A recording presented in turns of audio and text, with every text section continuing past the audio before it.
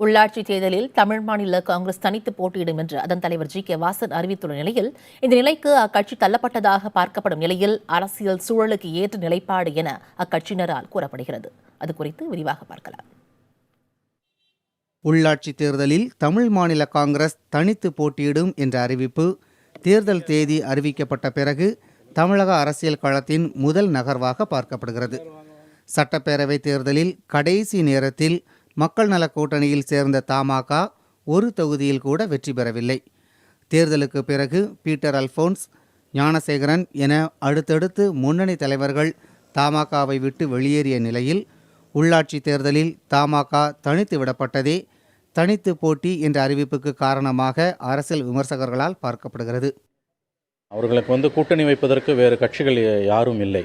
அதனால தான் அவங்க கடைவிரித்தேன் கொள்வார் இல்லைன்னுவாங்க. அதுதான் இன்றைக்கி நடந்திருக்குது.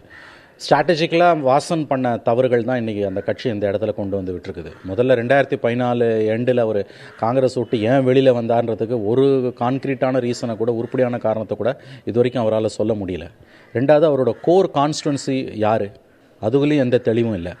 2016 சட்டமன்ற தேர்தலில் அவர் அதிமுகவோட அழைப்புக்காக கடைசி நேரம் வரைக்கும் காத்திருந்துட்டு வேறு வழி இல்லாமல் போய் மக்கள் நல கூட்டணியில் சேர்ந்தார்.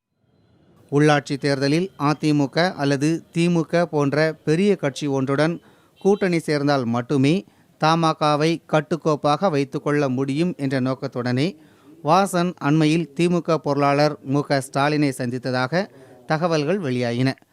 ஆனால் கூட்டணி ஒன்றே அரசியல் கட்சிகளுக்கு தீர்வாகாது என்றும் சூழ்நிலைக்கேற்ற முடிவாகவே தனித்து போட்டியிடுவதாகவும் தமாக தரப்பில் விளக்கம் தரப்படுகிறது. எந்த சூழ்நிலைக்கும் ஒரு அரசியல் கட்சி தயாராக இருக்க வேண்டும். அப்படி அந்த வியூகங்கள் வெற்றி பெறாமல் போகும்போது தனித்து நிற்பதிலே தவறில்லை. ஆகவே நம் நிலைப்பாடு வராதனால் வேறு என்ன செய்வது என்று ஏங்கி நிற்கவில்லை. அப்படி என்றால் தேர்தலை விட்டு விலகி இருக்க வேண்டும். ஆனால் நாங்கள் தேர்தலை சந்திக்கிறோம்.